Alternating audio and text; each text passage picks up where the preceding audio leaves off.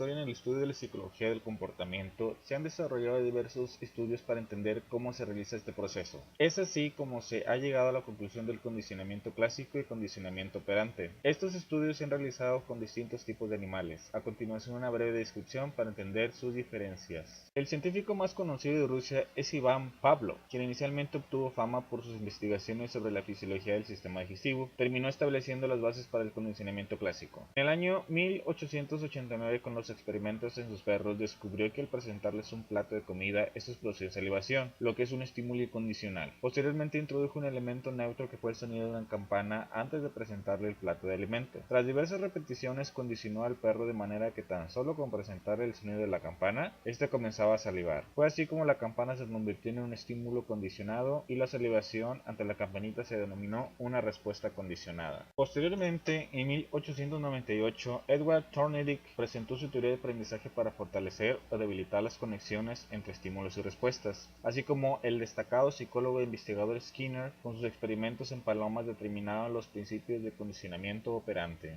En 1938, Skinner propone el principio básico del condicionamiento operante de la siguiente manera: una respuesta que va seguida por un refuerzo se fortalece y por lo tanto tiene más probabilidad de volver a producirse. Los experimentos de Skinner consistían en condicionar las palomas en un entorno bien controlado y medido, lo que fue la caja de Skinner. Esto lo desarrollaba proporcionando un poco de alimento a las palomas tras picotear un disco o algún botón, es decir, reforzaba cada respuesta con alimento. El principio de Skinner es básico y tiene gran relevancia en la educación, ya que las respuestas reforzadas tienden a incrementar su frecuencia. Un cambio en la conducta produce un aprendizaje. La principal diferencia entre el condicionamiento clásico y el condicionamiento operante estriba en que el condicionamiento clásico empareja los estímulos, de modo que la respuesta obtenida es involuntaria, más bien producida por ese nuevo estímulo. En cambio, el condicionamiento operante implica que una respuesta sea seguida por un estímulo reforzante. En este caso, la respuesta obtenida es voluntaria, es decir, el organismo la emite en base al reforzamiento adquirido. En el condicionamiento clásico, el perro de Pavlov emparejaba el estímulo de la comida con la campanita. Suena la campana y el perro empieza a salivar. Ahora, en el condicionamiento operante, Skinner refuerza la conducta de la paloma para que toque el platillo o botón, dándole alimento después de cada respuesta. Cada vez que la paloma presiona el botón, se le da alimento. En el condicionamiento operante se tienen los conceptos reforzadores positivos, reforzadores negativos, castigo y extinción de la respuesta. Veamos cada uno de ellos. Los reforzadores positivos suponen la presentación de un estímulo después de una respuesta. Por ejemplo, en la escuela el profesor puede felicitar a un alumno o dejarlo exento a un examen por una buena calificación o por una buena tarea. Este sería un excelente reforzador positivo. En la oficina, un excelente reforzador positivo para un empleado sería una felicitación de su jefe o algún incentivo económico. Un reforzador negativo se considera aquel que incrementa una respuesta mediante la retirada de un estímulo que generalmente es desagradable. Es decir, la respuesta obtenida hace que el estímulo desagradable se vaya. Un claro ejemplo es cuando una paloma o un ratón aprende a presionar un botón para evitar una descarga eléctrica. O en la vida cotidiana, cuando tomamos una aspirina, tenemos un reforzador negativo para disminuir el dolor de la cabeza. Del mismo modo, cuando nos subimos al auto y empieza la alerta de abrocharse el cinturón, como reforzador negativo nos ponemos este para que el molesto sonido se retire.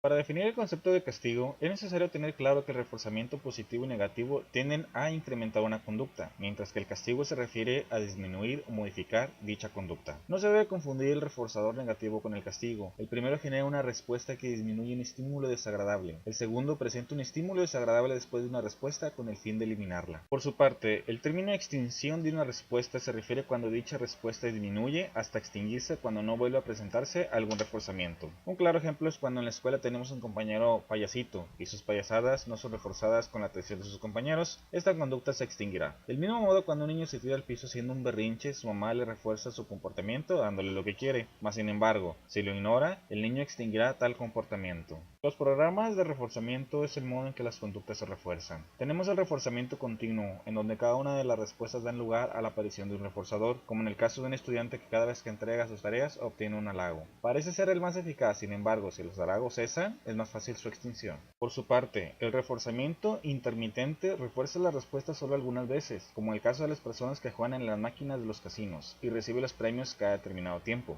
De modo que cuando el reforzamiento es intermitente, el riesgo de extinción disminuye. Lo ideal sería una combinación entre reforzamiento continuo y reforzamiento intermitente. Se pueden dar casos en que la conducta terminal está muy alejada del nivel básico. Para esto Skinner ideó el modelado. Esto es una forma de enseñar una conducta reforzando la primera respuesta que aparezca, por más poco que sea la conducta deseada, y continuar haciéndolo hasta que el organismo continúe haciéndolo cada vez más y más cerca a nuestra conducta meta. Es así como podemos hacer que un ratón tome una canica y le deposite en un pequeño agujero, o hacer que una de las palomas de Skinner toque el piano.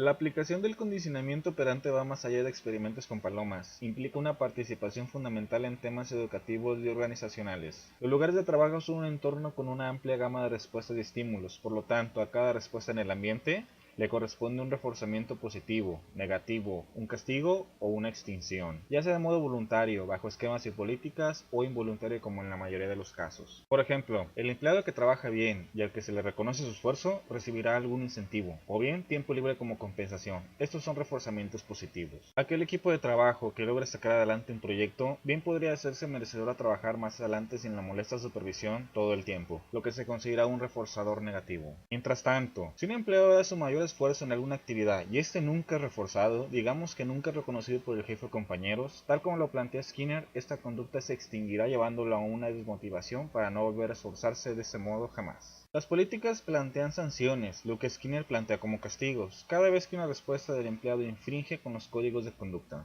La clave del éxito en las organizaciones radica en saber equilibrar estos elementos del condicionamiento operante a sus empleados, ya que según lo plantea Skinner, nuestro comportamiento no viene del interior, es un conjunto de respuestas a los estímulos del ambiente donde nos desarrollamos.